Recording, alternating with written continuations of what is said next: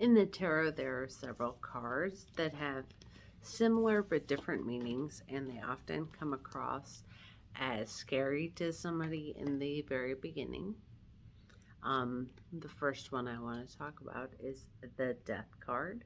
Some people see the Death card and they immediately assume that it means death, but it is more about resurrection. It's about transmutation. It's about a transformation from an ending of one thing into another. This is the traditional Rider-Waite.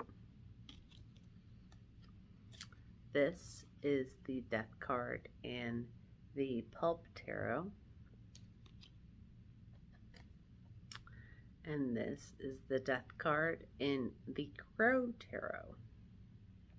Just to show you a little bit of the differences, but also you can see the commonality in all of these cards, because all of them are about an ending and all of them are about a rebirth.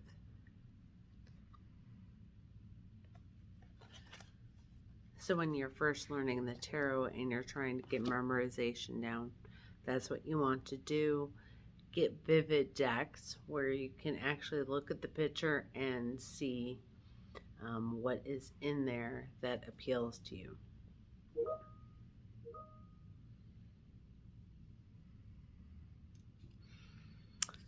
Another card that is similar in that, which also means endings, is the Tower.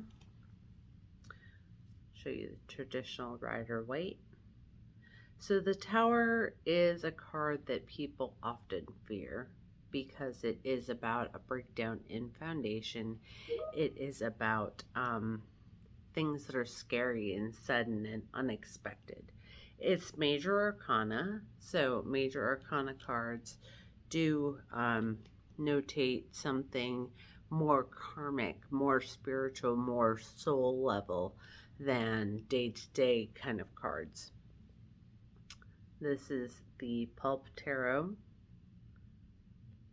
the Tower, and this is the Crow Tarot, and the Tower. The card that I often more think of as a death card than any other card is the Ten of Swords. Ten of Swords is a card that I really do not like getting in readings, and I don't like getting it more than I don't like getting the Tower. But basically it's a minor arcana, so it is a situation that is coming to an end. Stick a fork in it, it's over, it's done. The Pulp Tarot and the Crow Tarot. Normally this is a day-to-day situation that has gotten out of control. It's something that's needed to be put to an end. And this is the finality of that situation. So it does come up sometimes when you're talking about illnesses and injuries of that sort. It is the end. And it is more the end than any other card in the tarot deck.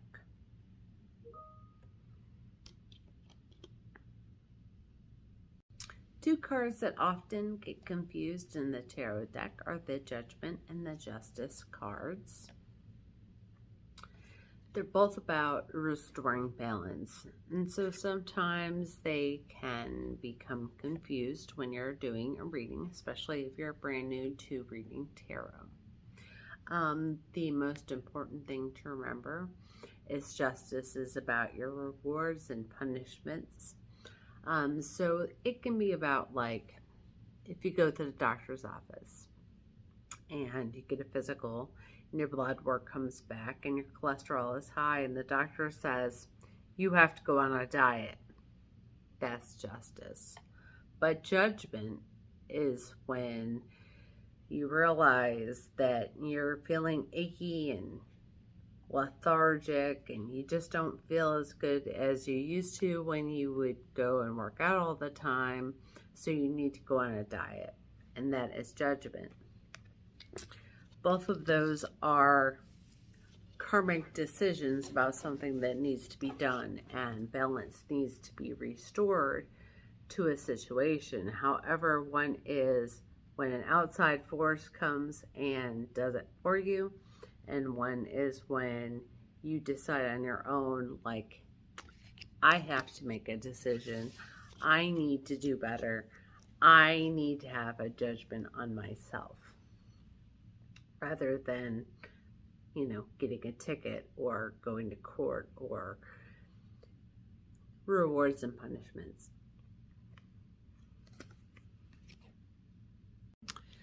Another card that is similar but different in the tarot is the Fool and the World card. The Fool is when you are at the beginning of a journey and you are about to set forth and you don't really know where you're going. You're naive, but you are enthusiastic and cheerful, and you really don't care which way you're going. You just want to go. So this is the Rider-Waite deck, and then this is what the Fool looks like in the Pulp Tarot, and then there is the Fool in the Crow Tarot. The World is when you have reached the end of your journey and you have all of the knowledge that you are ever going to have, and you are setting forth on a new journey, because every time one chapter ends, another one begins. This is the World card in the Rider-Waite deck.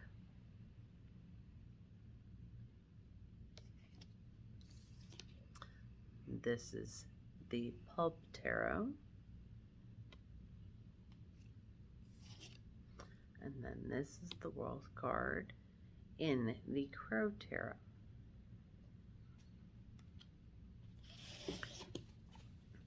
So once you've done all of that ending, you get to come to beginnings. The beginning in the major arcana is the Magician.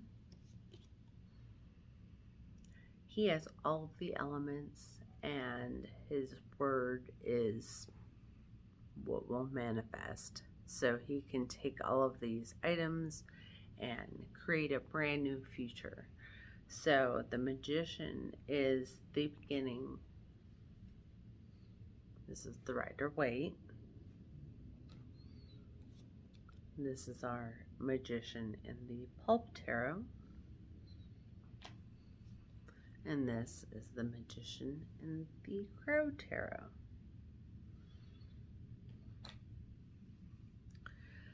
So the aces are the embodiment of the entire suit of the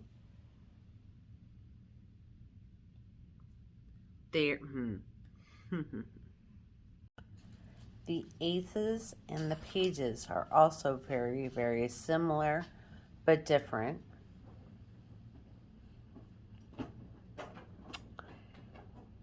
The ace is the number 1, so it is the beginning of the energy of the suit.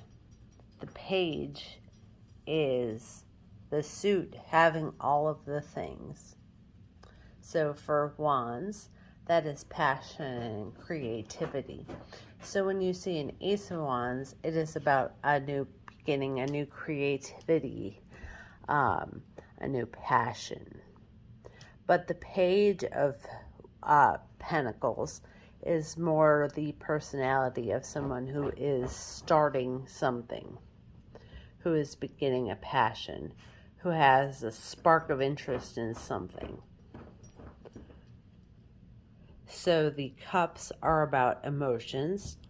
And so the Ace of Cups is when your cup runneth over and you can give to other people. So it's the beginning of a new love whereas the Page of Cups is more of a personality that's like puppy love.